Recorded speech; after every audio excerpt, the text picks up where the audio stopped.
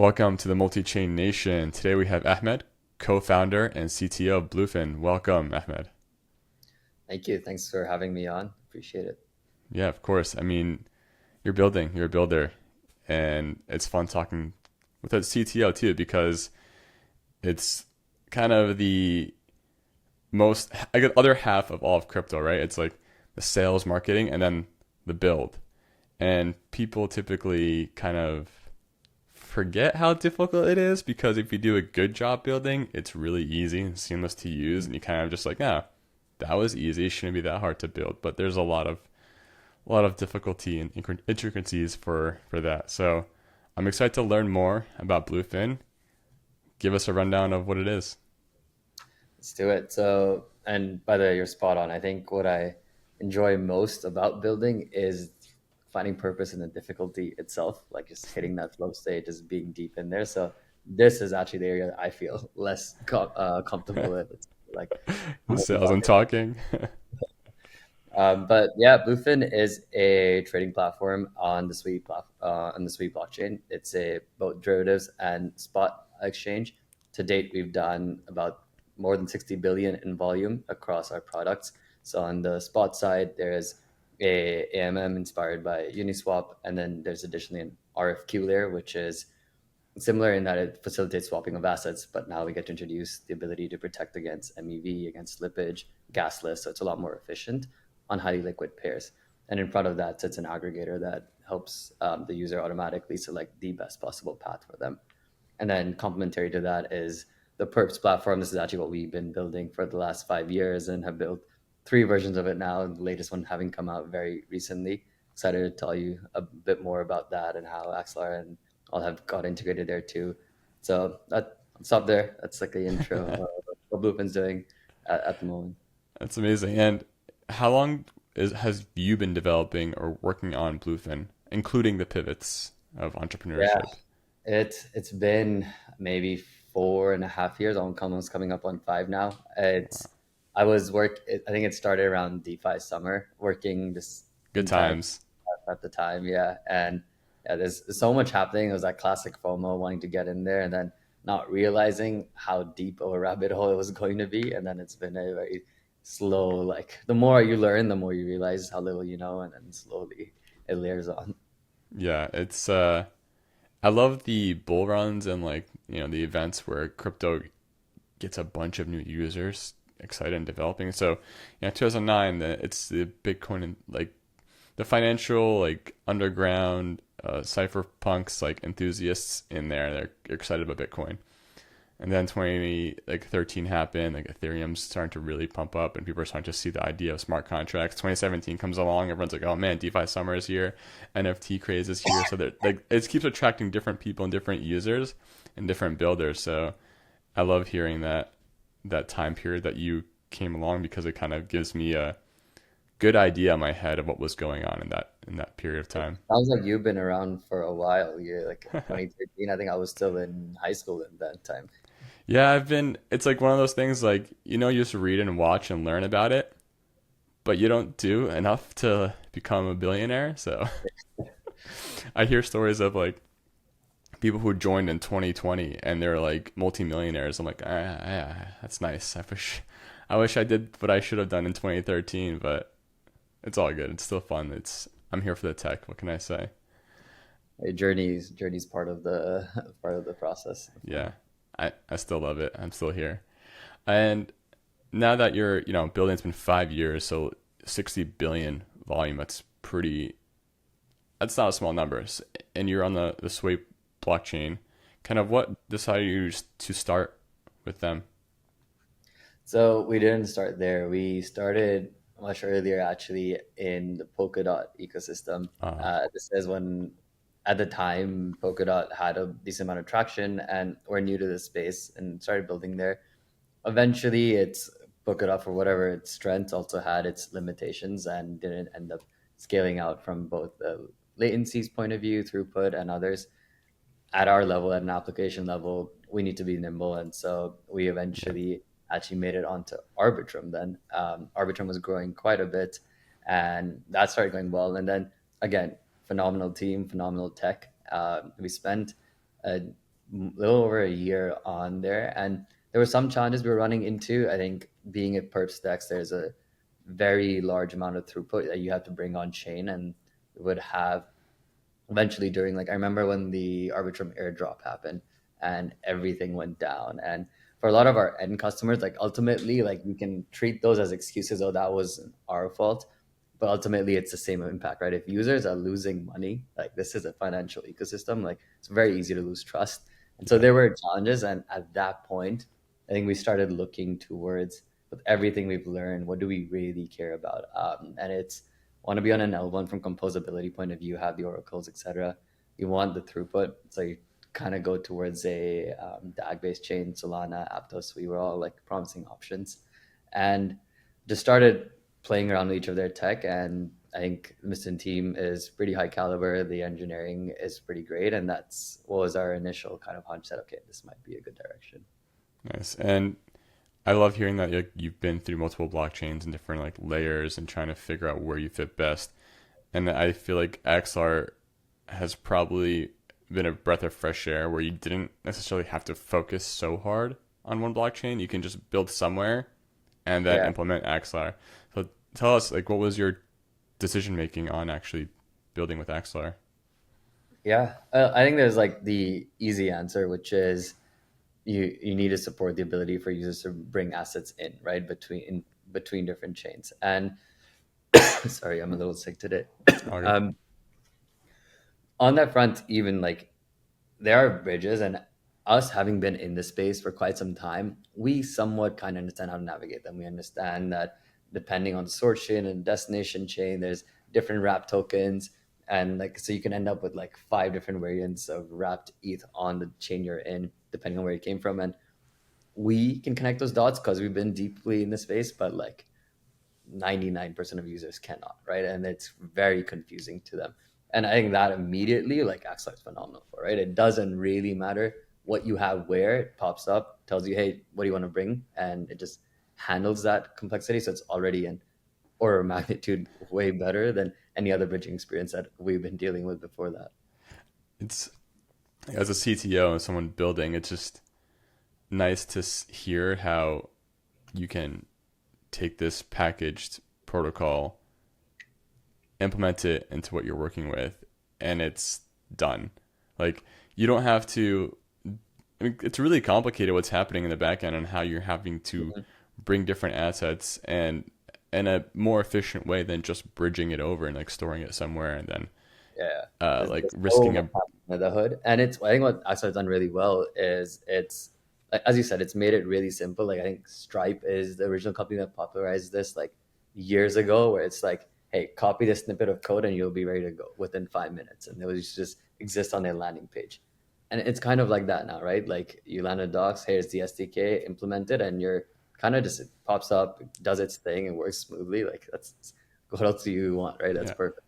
And as time tells, it's like being more and more battle tested. It's being more and more secure. It's just becoming the standard product to use if you're interested in cross chain, which I think every single person is at this point because of how many different blockchains we have. Yeah. It's just become the go to.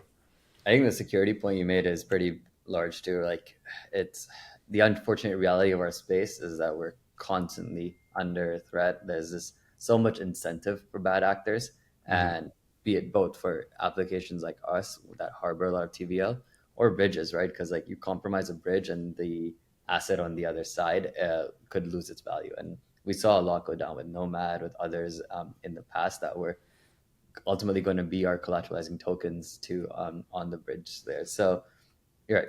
I think comes down to the practices of the team. I met the founders at Axelar, like I think incredibly intelligent, great guys. And then on top of that, the time is also a great you know factor that kind of helps build that trust too. Like, can you just have the practices you've been developing and like living by, like have they stood the test of time?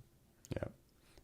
Yeah, it's just it's I'm really glad that it's working out for you and you're not having issues. So relief. Now Not yet. that It's a relatively new integration, but so far so good. I've interviewed many people and so far I haven't heard any complaints, but of course. It's it's nice to hear. So now that you are working on Bluefin, it sounds like you've been on this for 5 years. I kind of want to learn more about Ahmad. Like, where did this idea come from? Where were you in life? What was that like? Yeah. So, all right. So I was in tech in San Francisco. It's a good life. It's you make a decently great income.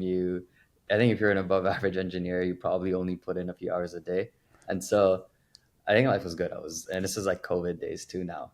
So I was hiking, I was working on my credit score, I was doing whatever I wanted. But there was always like, after a certain point, like if you have an itch to like just do more and build and like you enjoy challenges, like it got boring for me at least. And that's where I had all this time to just think both creatively and like wanting to build. And with DeFi summer going on, that's when me and my co-founders started like dabbling on the weekends. And then I think very quickly, once you set your mind on something, the world kind of just conspires to make it happen. Like within a few months, it was like there were checks like being offered and like the opportunity to quit my job and like go all in.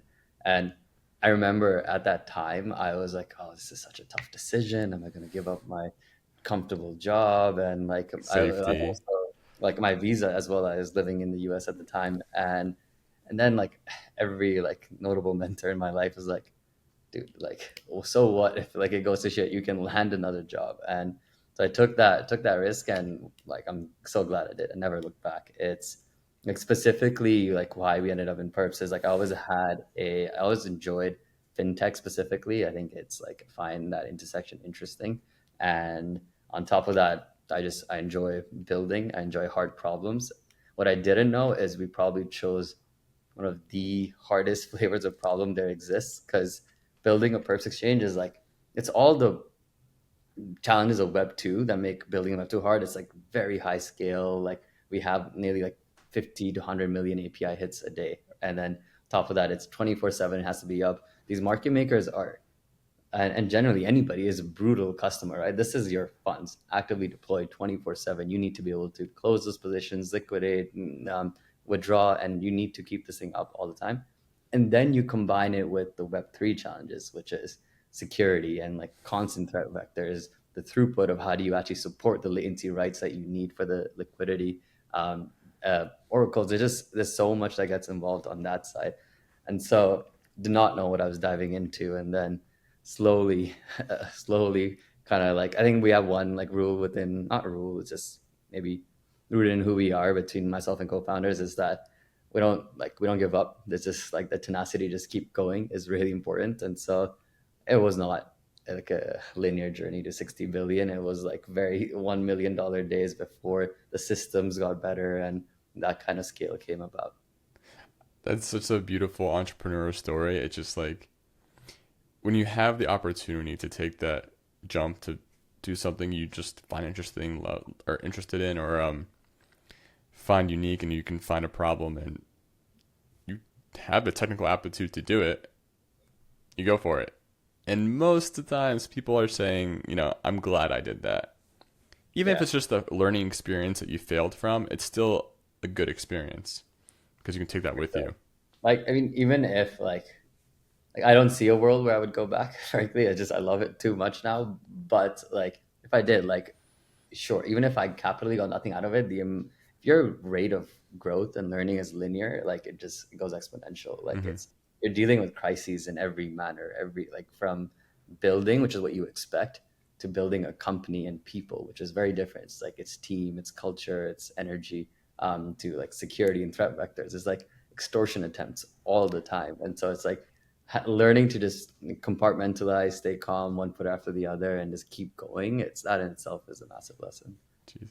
And what's next for Bluefin? Like, you're here now. What are you looking forward to? What can the people get excited for? Yeah, so we're still building a lot. We just Forever. released exactly. We just released our latest Perps exchange. This is now a hardware execution environment based exchange. So this gives us the ability to process trades sub-millisecond, closer to like centralized exchange speeds, while still being able to settle those on chain. So the tech has become really good. I think the next step for us is a figuring out the distribution aspect of it, right? Like, can we get this onto people's phones, like easily trading? Like, it's like you have a Revolut account, if you have other accounts, like that is really giving the masses access, because the bridge between what made dexes hard to use and slower is starting to go away. And so if you can start reaping those benefits, I think that'll be awesome. And then in addition to this, I think that there is I think a lot of people see Web3 right now as like, oh, you're competing for the same users, but like it's not. Like if you look at the wider ecosystem, like 95% of people are still sitting on centralized exchanges. So like that bridge is getting smaller and smaller. Things like Axelar, things like what we're doing is helping us get to that level. And we have a slogan, which is like, make it simple enough that my grandma can use it. I don't know if she's going to come and trade perps, but if she can at least come and deposit some money, like I still think there's quite a bit to go to get there, and all the like infrastructure level to help us get there. I mean, Web 2 people are still having trouble with getting grandma on a Yeah, bank account. So that's a, that's a really hard problem to solve. Perps it's a good exchange, north no star. problem. If I land at my mom, that's good enough. That's too funny. Yeah, and like you said, like you said, like 95% of people are still on centralized exchanges. I mean, there is such a big piece of pie out there, especially in fintech, Hmm. that there might be so many different crypto or Web3 projects building similar applications, DeFi exchanges, whatever it is, but there's hundreds of banks out there doing the same thing, and they're all making tons of money, making tons of users happy. They're making tons of more efficiencies, and there's also tons of competition to Yeah. drive that. So yeah, like Oh, let I think competition is needed, right? It's like it's what keeps the fire going and hunger and drive. Like I grew up with a brother 1 year older than me. We competed in everything in life, from like clothes to FIFA to like whatever. And FIFA so was like, I fun. think it's innate and like enjoy it. It's like you need it to get the best out of yourself. Yep. Yeah, as long as you use it as a tool to keep that fire going and keep building efficiently and in a good mindset, it's it's so powerful and so useful and needed. Some people use it in the wrong fashion. They get aggressive and upset and like kind of bring others down. And I'm like, that's you're just hurting both parties now. But Yeah. so I'm glad to hear that you're in like a really good, healthy mindset of building and excited about it. I'm sure the people that your community was probably loving that they have someone like you and your co-founders who are doing it for fun, doing it for building a better product for Web3, and all around have someone they can probably relate to if they're ever going to build anything in Web3 and also use Axelar. Yeah. And like just being here for the long term. I think there's a lot of short term gains to that people look out for. But I think if you're building for the long term and you kind of keep going, you end up building that trust, those relationships, and that you just keep going. Now, for anyone who's interested in Bluefin, where can they find you? What should they look up? Yeah. Go to bluefin.io, you'll land there. And then from there, it is if you are trading in spot side of things, like over there on our LP pools, there are some incredibly high APYs. We've actually released a lot of amazing like UX optimizations there. I think there's charts that visualize your PNLs, etc. So we're checking that out. We recently actually expanded into lending as well. A lot of rewards there. And then if you are actually interested in perps, I think that's our bread and butter. That's where we excel. And we recently went live with Kaido, and we have a bunch of rewards programs out there as well. So definitely check out bluefin.io. It's where you'll find us. Thank you so much, Ahmad. Thank you for building and using all the proper tools and precautions and building a safe, fun, and obviously a heavily used exchange for the Web3 community.